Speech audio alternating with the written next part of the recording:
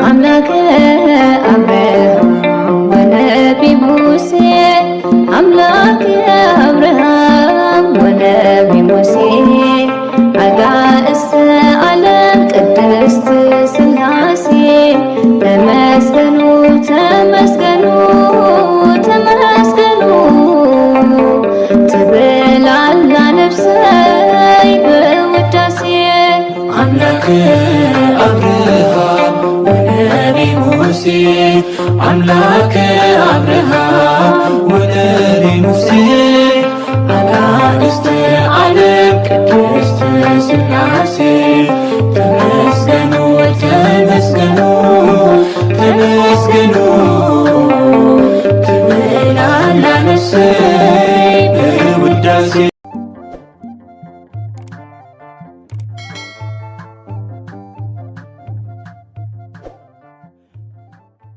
በስመ ሥላሴ በስመ አብ ወወልድ ወመንፈስ ቅዱስ አሐዱ አምላክ አሜን።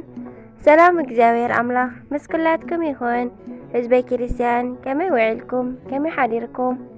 ኣነ እግዚአብሔር ይመስገን። ክብሪ ይስፋሕ መድኃኔ ዓለም ኣቦይ ልዑል እግዚአብሔር ኣምላኽና ክሳብ ሰዓት እዚኣ እትጸንሕ እስትንፋስ ዓዲሉ ብጸጋን ብጥዕናን ስለ ዘጽንሐናን ዝዓቀበናን ክብርን ምስጋናን ኣምልኮን ውዳሴን ንዘለዓለም ንዑ ይኹኖ ኣሜን። ከምኡውን ነታረረተ ህሊና ቅድስተ ቅዱሳን ንጽህተ ንጽሃን ወላዲተ ኣምላክ ወላዲተ ቃል ዝኾነት ቅድስቲ ኪዳና ምሕረተይ ክብርን ምስጋናን ውዳሴን ይብጽሓያ። ከምኡውን ንኹሎም ቅዱሳና እግዚአብሔር ኣምላኽና ብዘኽበሮም መጠን ከከም ማዓርጎም ብዝሃቦም ቃል ኪዳን ክብርን ምስጋናን ንዘለዓለም ንዑም ይኹን ኣሜን። ስንክሳር 19 ሕዳር ስንክሳር ድሰምዕ ዘንብብ ፍቕሪ ጎይታ ኣብ ልቡ ይዕንብብ ሓለዋን ጸሎትን ናይ ቅዱሳን ድማ ይረክብ። ዝክረ ጻድቅ ለዓለም ይህሉ ዝኽረ ናይ ጻድቕ ንዓለም እዩ ዝነብር ኣሜን።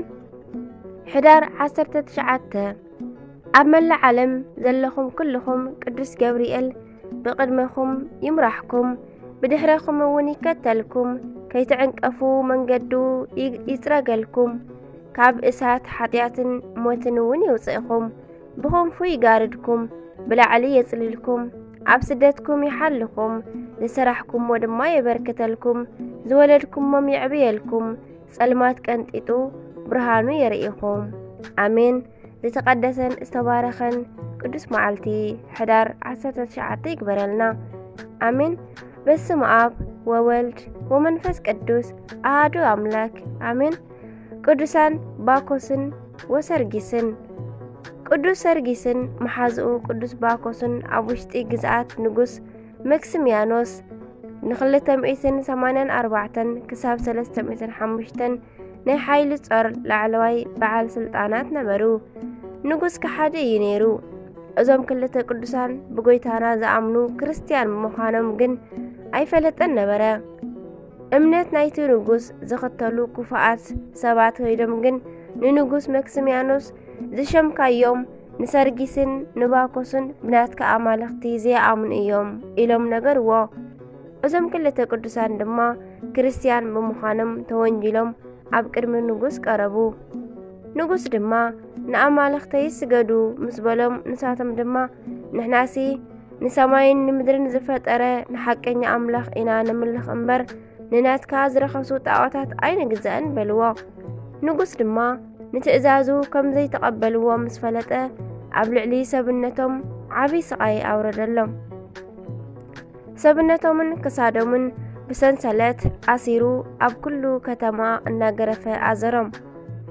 ንጽባሒቱ ድማ ንኣማልኽቱ መታን ክሰግዱ ደጊሙ ኣዘዞም።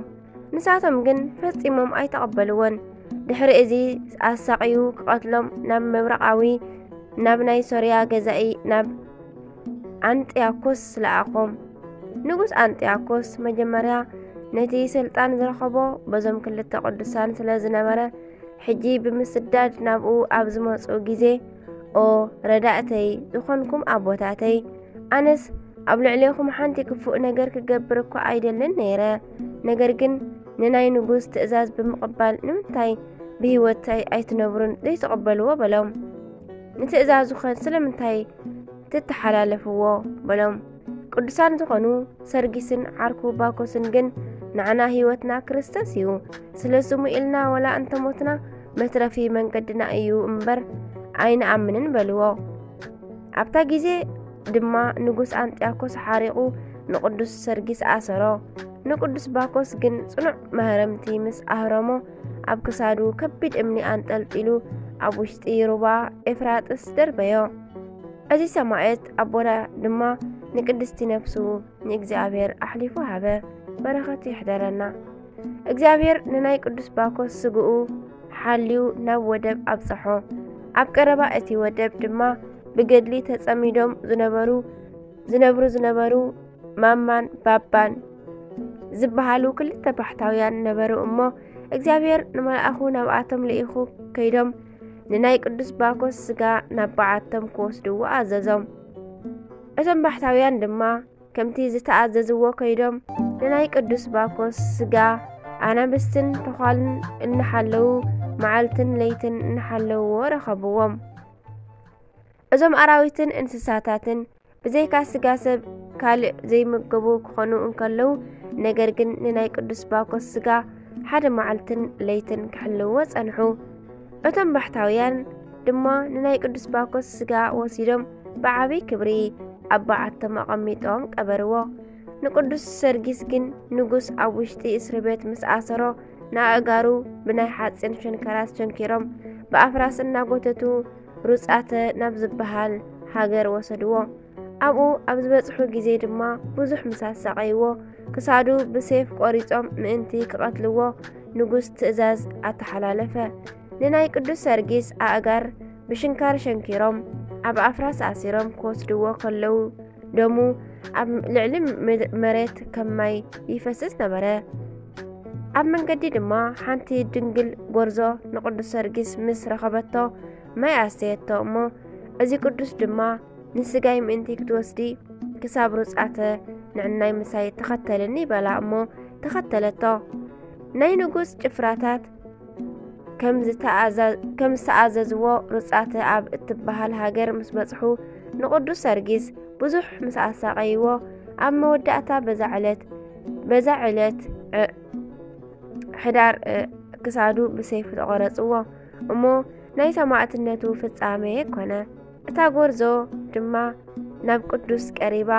ናብቲ ቅዱስ ሰርጊስ ቀሪባ ብናይ ጸጉራ ባዘቶ ካብ ክሳዱ ድማ ንዝፈሰሰ ደሙ ተቐበለት ወርሓት ስደት ክሳብ ዝሓልፍ ድማ ንስጋኡ ብኽብሪ ኣቐሚጣ ክትሕልዎ ነበረት ድሕሪኡ ውቅብቲ ቤተ ክርስቲያን ሰሪሖምሉ ንናይ ቅዱስ ሰርጊስ ስጋ ኣብ ውሽጣ አንበሩ ካብ ስጋኡ ድማ ብዙሕ ኣደናቂ ተኣምራት ተፈጺሞም ተርኣዩ ካብ ስጋኡ ድማ ሽታኡ ብጣዕሚ ጥዑም ዝኾነ ናይ ጨና ዘይቲ ይፈስስ ነበረ ቤተ ክርስቲያኖም ድማ በዛ ዕለት ተቐደሰት ናይ ቅዱስ ሰርጊስን ናይ መሓዛኡ ቅዱስ ባኮስን ረድኤት በረኸቶም ይሕደረና ብጸሎቶም ድማ መድኃኔ ዓለም ይምሓረና አሜን በረኸቶም ይሕደረና አርኬ ድማ ከምዚ ይብል ሰላም ኤጲስቆጶሳ ዘተአየኑ ከመይ ቀድስዎ ለመካኑ ሰርጊስ አሜሃ ዘአርአየ በስልጣኑ ቅብአ እረፍት ምኡዝ ለአንፈ ኩሉ ዘይጸኑ እስከ የምሃሎ ይውህዝ እምበድኑ በረኻት ይሕደረና በርተሌሞስ ሐዋርያ ከምኡውን በዛልማዓንቲ ካብ 12 ሐዋርያት ሓደ ዝኾነ ቅዱስ በርተሌሜዎስ ልደቱ እዩ ተኣምር ዝገበረሉ መዘከርታኡ ከምኡውን ኣብ ሃገረ እልዋህ ከይዱ ዝሰበኸሉን ንብዙሓት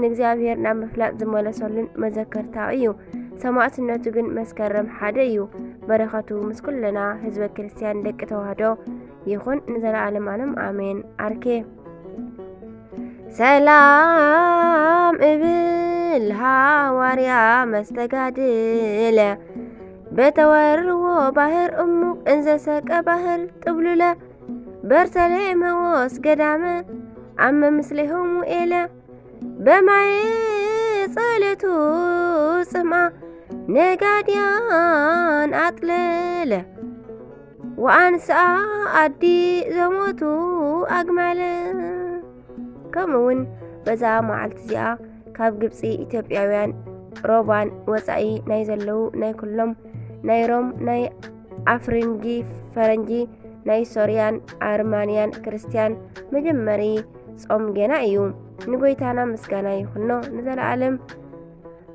ንዘላለም ዓለም አሜን። ሰማዕታት ቴዎፍሎስን ጴጥሪቃን ምስ ደቆም ድማ በዝለማዓንቲ ውዕሉ።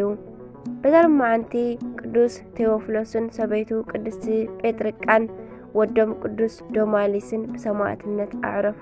እዚ ቅዱስ አቦ ብፈሪሓ እግዚአብሔር ዓበየ። ሰባት ድማ ናብ ፋንስ መኮንን ክርስቲያናዊ ከም ዝኾነ ተናጊሮም ውዲት ሰርሕሉ። እዚ መኮንን ድማ አፀዊዑ ብብዙሕ ዓይነት ስቃያት ንዕኡን ንሰበይቱን ንወዱና ሰቃዮም። ኣብ መወዳእታ ድማ ንኣናብስቲ ሃብዎም። ሰማዕትነቶም እውን በአፍ አናብስቲ ይፈጸሙ። በረኻቶም ምስ ኩልና ደቂ ተዋህዶ ይኹን ንዘላለም ዓለም አሜን። አርኬ ሰላም ለቴዎፍሎስ መናነይ ክብሩ ወዓለሙ ወጴጥሪቃ ብእሲቱ እንተሃመት በህማሙ አዲ ሰላም ለደማሊስ ወልደሙ እንበለ ያእምር ምንተኒ ሰማይ አቡሁ ወእሙ በእንተ ክርስቶስ መድህን ዘተቅወ ደሙ ወዘነበበ ቃለ እስከ ህዝብ ተደሙ። ንእግዚአብሔር አምላኽና ምስጋና ይኹኖ።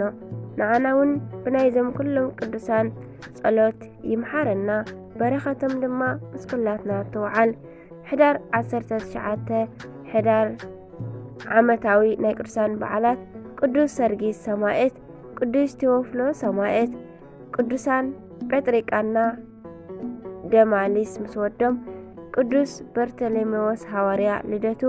ወርሓዊ በዓላት ድማ ቅዱስ ገብርኤል ሊቀ መላእክት፣ ቅዱስ ኤስድሮስ ሰማዕት፣ አቡነ አብየ እግዚእ ጻድቅ፣ አቡነ ስነ ኢየሱስ፣ አቡነ ዮናስ ብርሃነ ዓለም፣ ቅዱስ ይምርሃነ ክርስቶስ አሜን። ዝወደቀ ዝነጠበ ቃል ኮነ ዜማ ፊደል በአፈ ቅዱሳን ትጉሃን መላእክት ተአረመለይ አሜን። ስንክሳር ድሰምዕ ዘንብብ ፍቅሪ ጎይታ ኣብ ልቡ ይዕንብብ። ሓለዋን ጸሎትን ናይ ቅዱሳን ደማ ይረክብ። ዝክረ ጻድቅ ለዓለም ይህሉ። ዝክሪ ናይ ጻድቅ ንዓለም ይዝነብር አሜን። ወስብሐት ለእግዚአብሔር ወለወላዲቱ ድንግል ወለመስቀሉ ክቡር አሜን አሜን ለይኩን